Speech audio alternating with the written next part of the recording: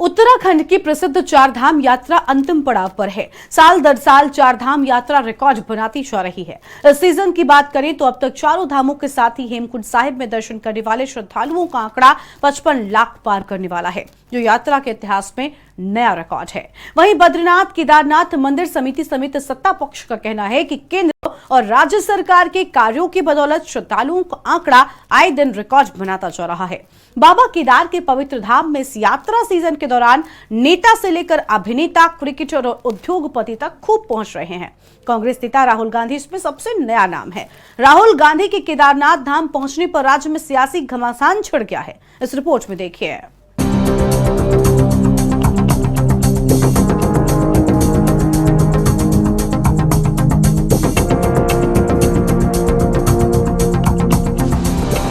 चारधाम यात्रा में इस साल श्रद्धालुओं की भारी संख्या के साथ ही वीआईपी लोगों और नेताओं का तांता देखने को मिल रहा है। बाबा केदार के पवित्र धाम में इस यात्रा सीजन के दौरान नेताओं से लेकर अभिनेता, क्रिकेटर और उद्योगपति तक बड़ी संख्या में पहुंच रहे हैं। कांग्रेस के पूर्व राष्ट्रीय अध्यक्ष राहुल गांधी इसमें सबसे नया नाम है। वहीं इस साल केदारनाथ धाम के कपाट खुलने के बाद से अभी तक धाम में कई बड़ी हस्तियां दर्शन को पहुंच चुकी हैं। इनमें उत्तर प्रदेश के मुख्यमंत्री योगी आदित्यनाथ, देश के उपराष्ट्रपति जगदीप धनखड़, पूर्व सीएम अखिलेश यादव, पूर्व मुख्यमंत्री उद्धव ठाकरे, उद्योगपति मुकेश अंबानी समेत तमाम दिग्गज शामिल हैं। वहीं अब राहुल गांधी 2024 के बाद अपनी दूसरी यात्रा पर केदारनाथ धाम पहुंचे हैं। हालांकि प्रधानमंत्री नरेंद्र मोदी इस यात्रा सीजन में केदारनाथ नहीं आ पाए, लेकिन पूर्व में प्रधानमंत्री कई बार यहां आ चुके हैं। वहीं राहुल गांधी के केदारनाथ पहुंचने पर राज्य में सियासी घमासान छिड़ गया है। सत्ता पक्ष ने चुनावी साल में राहुल गांधी की इस यात्रा पर सवाल खड़े करते हुए कहा है कि प्रधानमंत्री नरेंद्र मोदी की लोकप्रियता से घबराकर राहुल गांधी केदारनाथ आए हैं। वहीं एक तरफ जहां राहुल गांधी की केदारनाथ यात्रा पर सवाल उठाए जा रहे हैं, तो वहीं दूसरी ओर उत्तराखंड पहुंचे बागेश्वर धाम के पीठाधीश्वर आचार्य धीरेन्द्र कृष्ण शास्त्री की कई फोटो केदारनाथ मंदिर के गर्भगृह से बाहर आने के बाद हंगामा शुरू हो गया। इन तस्वीरों के बाहर आने के बाद विपक्ष सरकार से सवाल पूछ रही है कि क्या मंदिर में दो कानून हैं, जो वीआईपी के लिए अलग और आम श्रद्धालुओं के अलग है? क्योंकि मंदिर समिति ने ही गर्भगृह की तस्वीरें लेने और उन्हें वायरल करने को लेकर सख्त हिदायत दी है।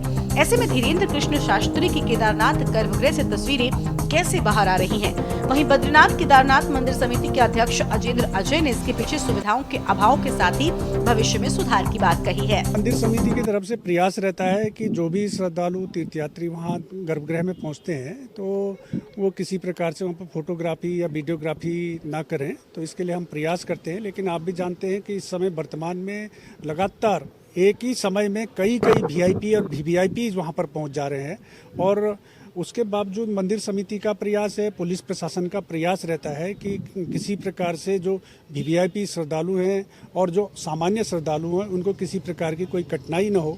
और इस बीच किसी प्रकार से कई लोग उत्साहवश इस प्रकार की फोटोग्राफी या वीडियोग्राफी कर देते हैं, तो हमारा प्रयास रहता है, अनुरोध भी करते हैं हम उनसे कि इस प्रकार से कोई गतिविधि न जाती है। तो इस प्रकार की चूक हो रही है, उसको हम भविष्य में कैसे करके और इसको पुख्ता कर सकें, चाक चौबंद कर सकें, इस बारे में हम विचार कर रहे हैं।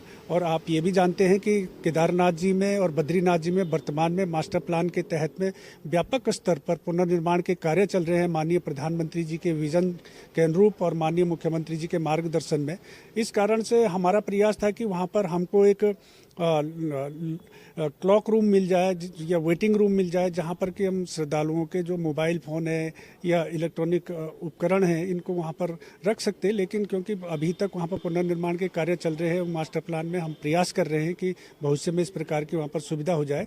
तो अगर इस प्रकार की सुविधा हमको उपलब्ध हो जाती है तो फिर ये इस प्रकार की कोई घटनाएं सामने नहीं आएंगी। देखिए, ये जो धीरेन्द्र शास्त्री जी केदारनाथ में जाकर के फोटो खिंचवा रहे हैं, और जिस प्रकार से हमने देखा कि धीरेन्द्र शास्त्री जी जब से आए हैं तब से कुछ न कुछ विवादित बातें कर रहे हैं, और केदारनाथ में इस प्रकार की फोटोएं खिंचाना, जबकि वहाँ चप्पे चप्पे पे चस्पा है कि इस प्रकार की फोटोग्राफी कराना वर्जित है।